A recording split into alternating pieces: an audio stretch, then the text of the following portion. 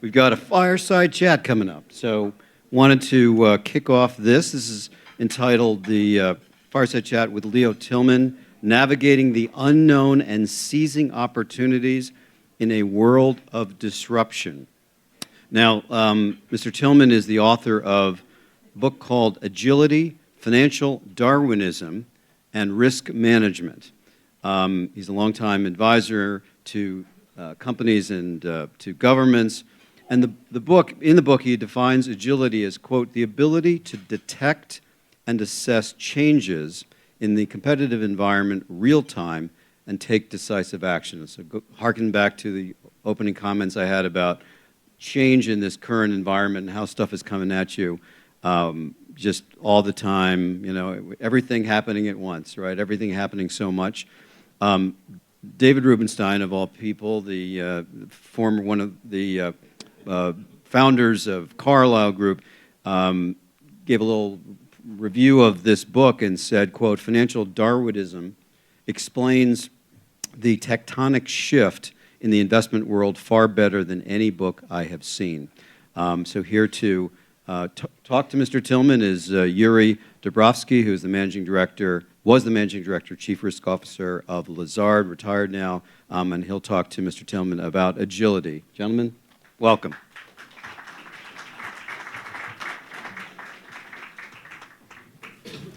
Thank you very much. Thank you for the introduction.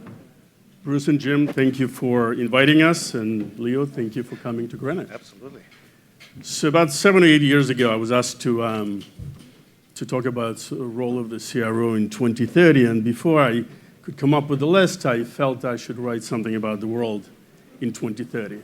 Well, looking at the list now, you know, it feels like the world just moving faster than. So we are 6 years earlier, and most of what was said or mentioned is transpiring. So let's just define the world, and then we'll go into your book and into your thoughts. The world is changing at a much faster pace. Everything is real time. It's increasing in complexity daily. It's more systematically connected. Macro, politics, social media, supply chains. We didn't think, before COVID, we didn't think supply chain would be sort of the connection that could disrupt us, but it did. Private versus public, fundamental versus active. The debate has started a while ago, but it's increasing in urgency. Increased and persistent market volatility.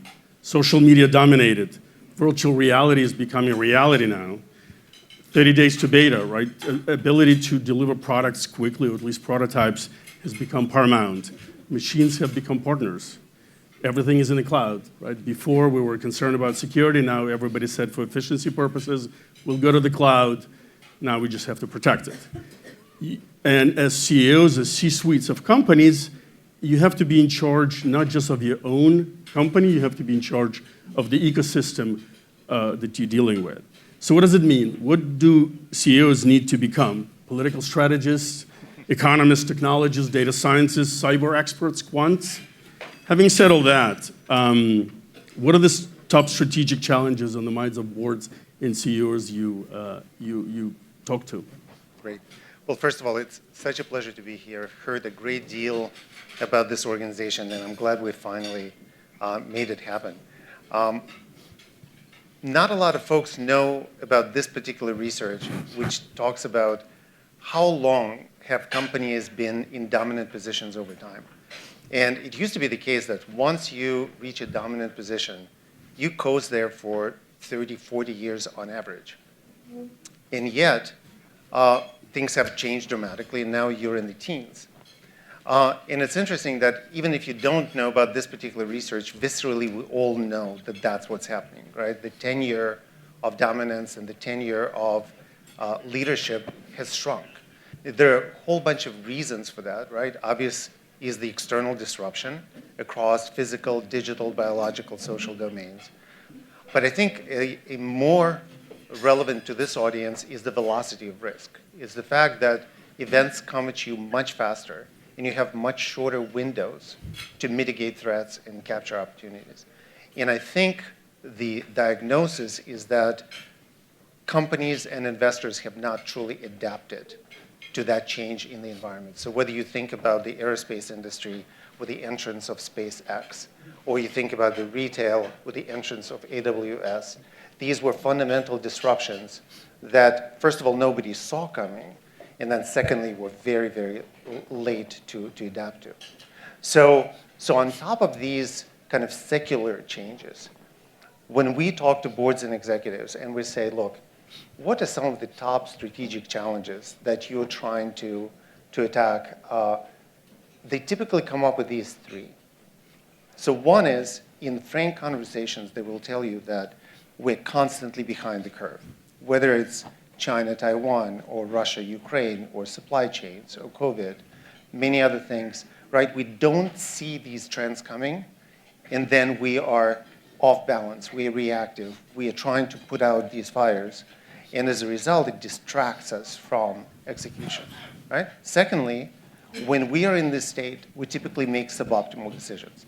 Recession is coming, we're gonna close moonshots, fire a whole bunch of people, shrink businesses, and then we'll reverse it, as opposed to doing the opposite and going into capturing market shares when everybody else is retreating.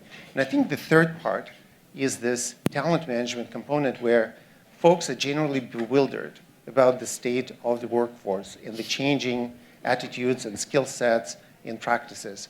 So these are the three dominant sets of challenges that we observe, and I believe that they are applicable to both companies and investors. So you wrote, your third book is about agility. What is agility in your mind? How do you define it? And how should CEOs be thinking? CEOs, C-suite, and investors actually in these companies should be thinking about being agile. So agility has been co-opted to mean a whole bunch of different things, right? And a lot of folks know it as an approach to managing projects or managing software development, right? So in that context, agility is just a way to empower cross-functional teams to do things better, to coordinate better, to iterate better, et cetera. We tried to answer a totally different question. What does this mean and what does this take to detect, assess, anticipate, and respond to change? And change being broadly defined as coming from geopolitics or economics or technology or society, et cetera. So what is that muscle that enables you to consistently monitor things that are important in your environment and then react, right? And so it became very, very clear that it's a combination of several things.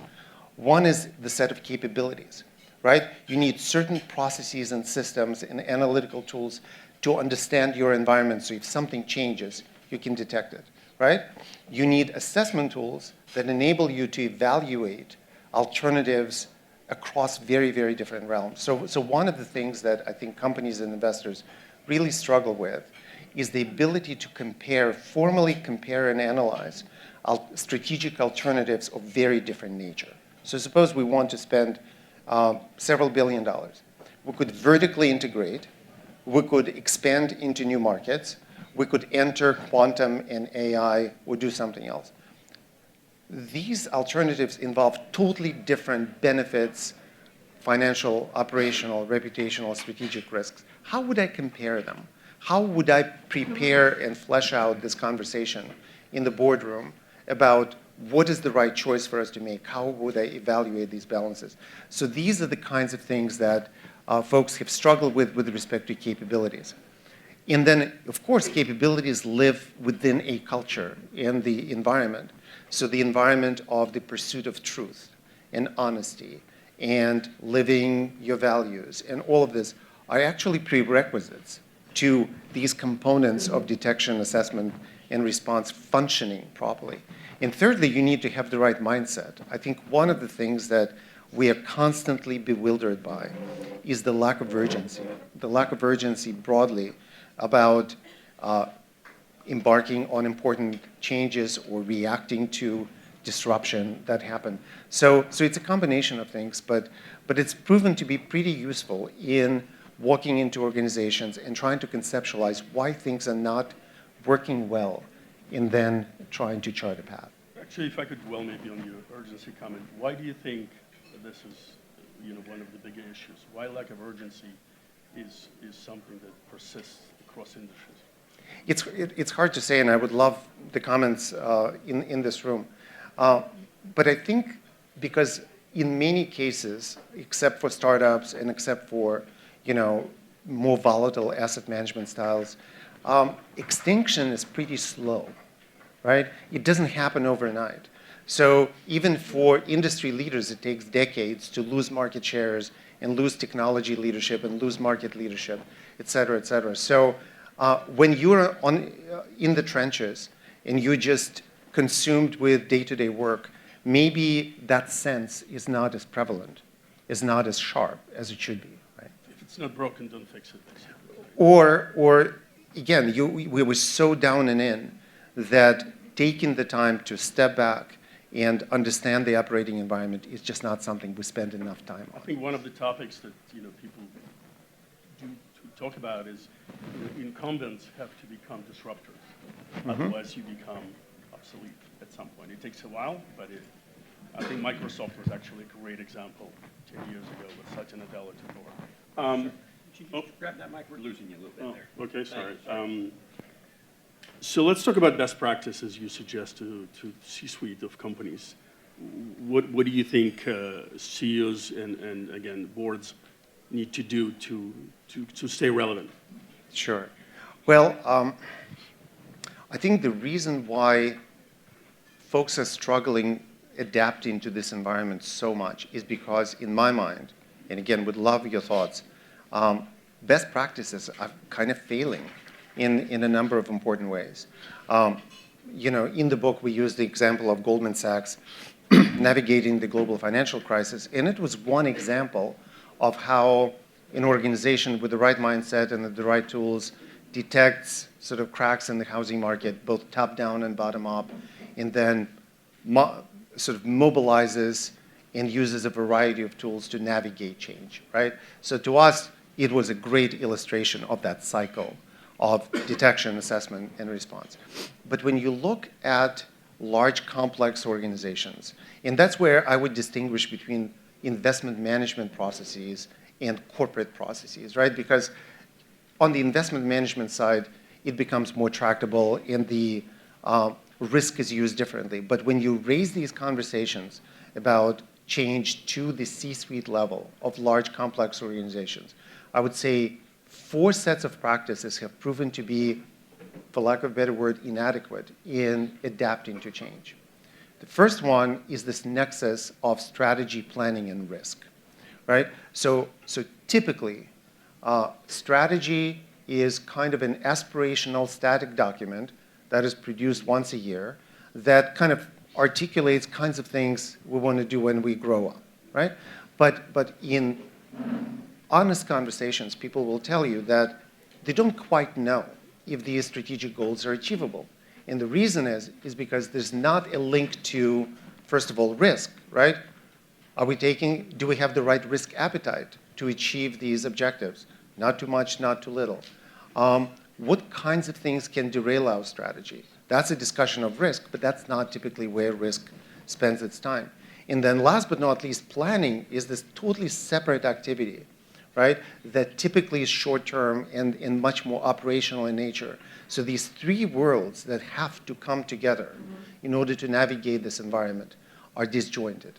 That's one. 2, organizations are misaligned in a variety of ways, right? It's always the case that executives feel that they've articulated the vision, the mission, the guidance to the organization as well as they possibly could have, right? And everybody should understand. But when you test that, and when you look down the organization and you say, okay, what is our strategy? How are we going to achieve it? What does this mean to you on a daily basis?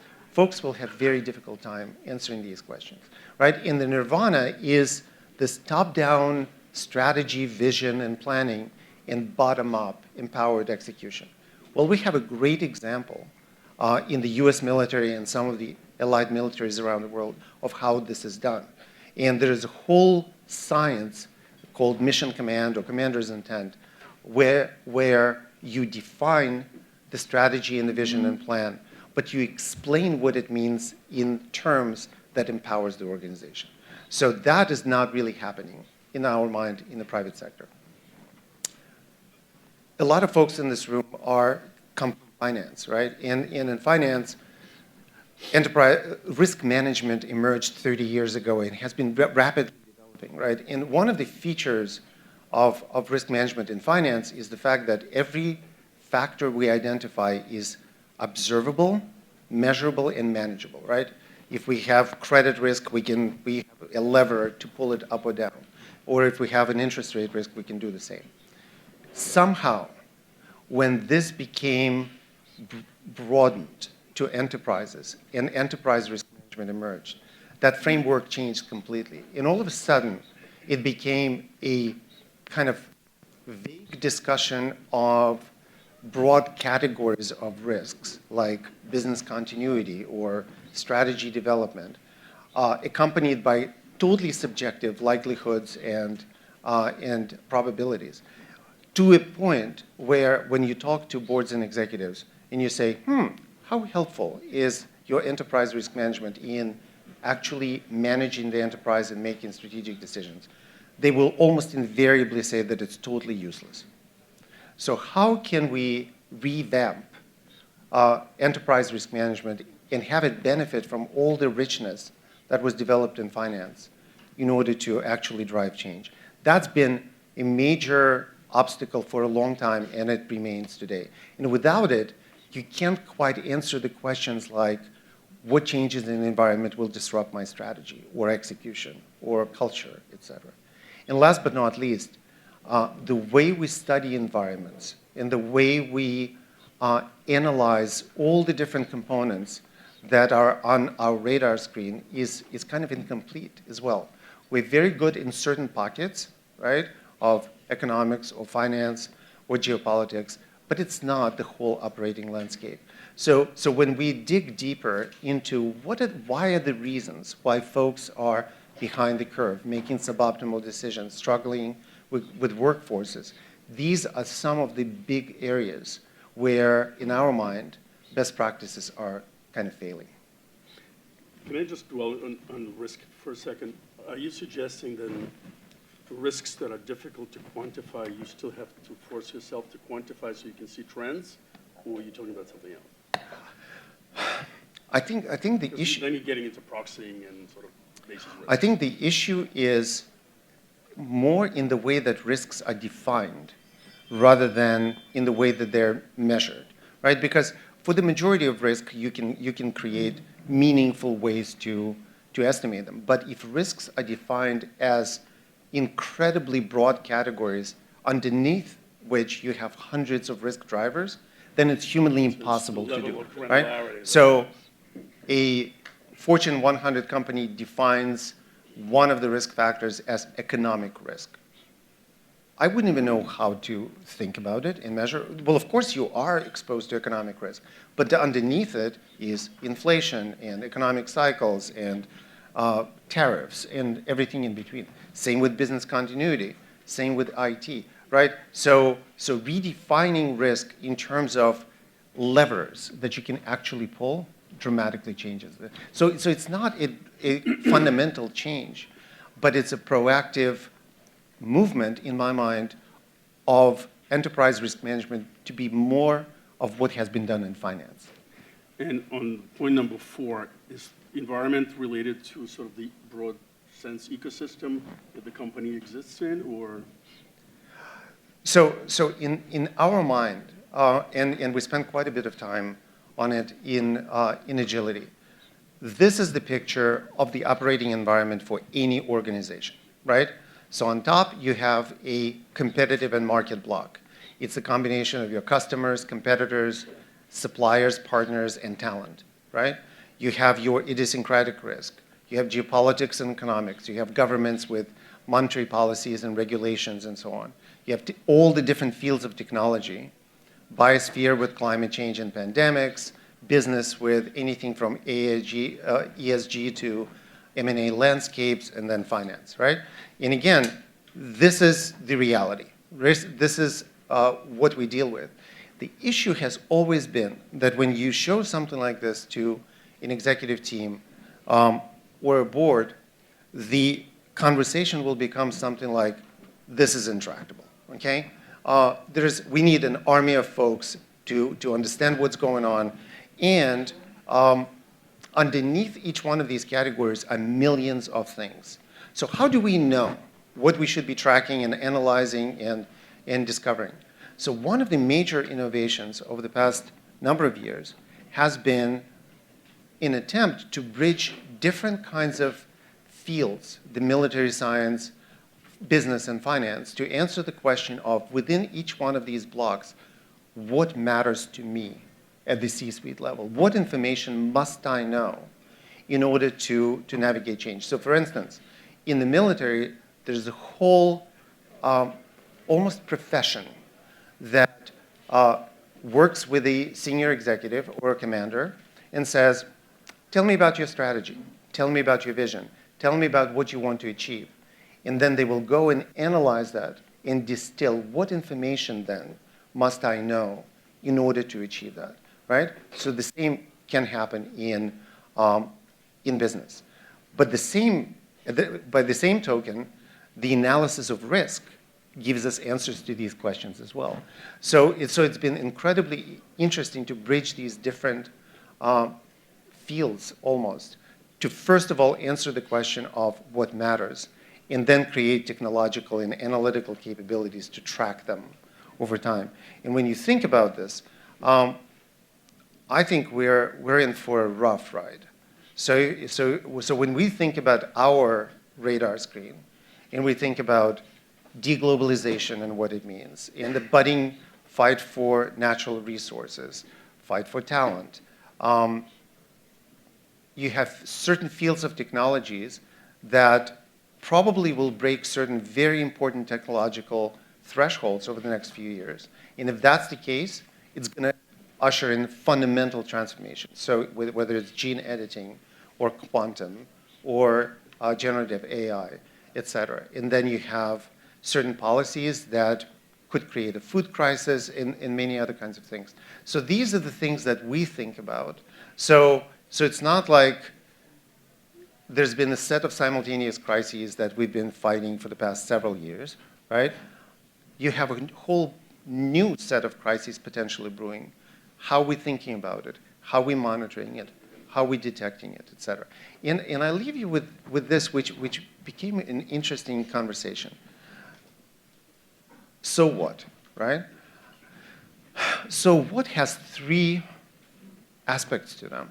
One, so if you start thinking and managing enterprises this way, one, it leads to improved decision making and in turn, improved performance, right? So one of the objectives of this entire field of work is to improve executive decision making, make it more informed, more rigorous, and then lead to superior performance. Secondly, interestingly enough, when you deal with advanced wargaming or risk radars or these types of conversations, bringing them to your stakeholders is incredibly differentiating because you know that very few folks, very few of your competitors are actually engaging stakeholders in these conversations.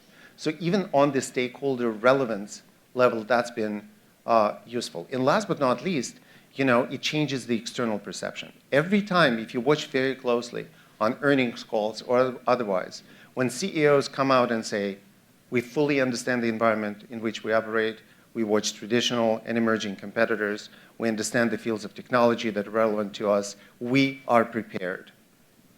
You see dramatic reactions in the brand valuations and equity valuations.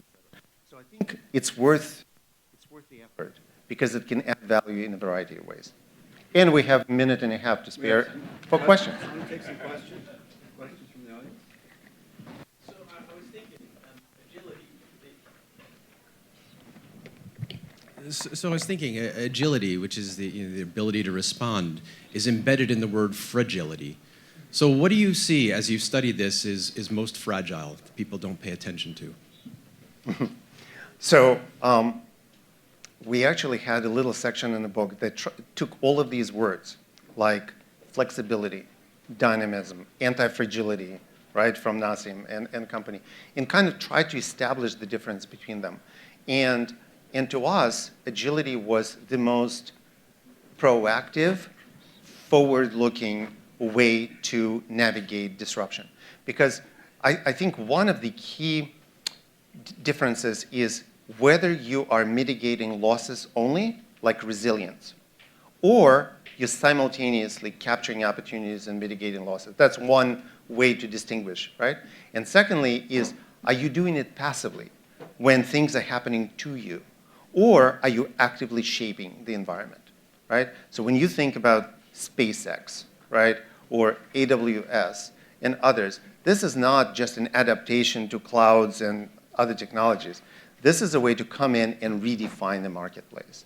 And that was one of the ways in which we tried to do it. So fragility to us is all the barriers, all the organizational barriers to be able to do this in real time, whether it's misalignment, whether it's lacking processes, whether it's faulty cultures, with these types of things.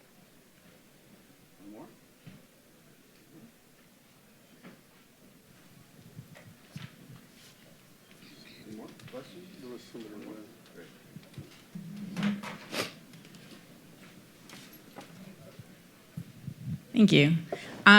So with this model, something that most of the panels have danced around is the election. And I think that no matter who wins, there is a broad consensus that right now we're probably headed for at least less of the half the country that loses, half of that going a little bit crazy, and there being lots of chaos and maybe a really unstable November and December at a minimum. So with these models, is there something, since we know this is coming in 4 weeks, and it's mostly the general consensus that it is there anything in this model or in what you're working on that we can use to come together to de-escalate in some way and to set up a roadmap for the next couple weeks that will then give us a November 6th to the end of the year that's a little bit less chaotic?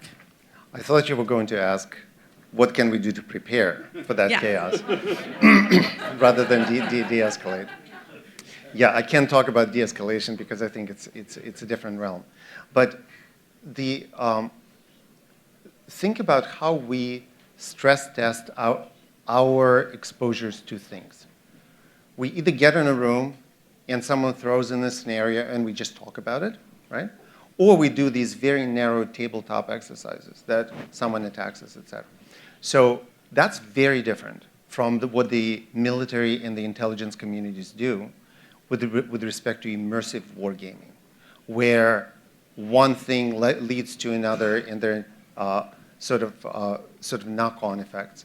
So good example of this election being a vast combination of economic factors, geopolitical factors, social factors, with sort of huge long-term impacts. So on our side, we can wargame it and understand how we're exposed to that and plan, et cetera. But it's probably going to be pretty volatile, right? Because you have two parts of the country on very different mental states, right? And I think it's the perceived fairness of this election that will either mitigate or inflame the volatility. Yeah. Is that good? We're good? Let's join big hand and thank you. Thank you.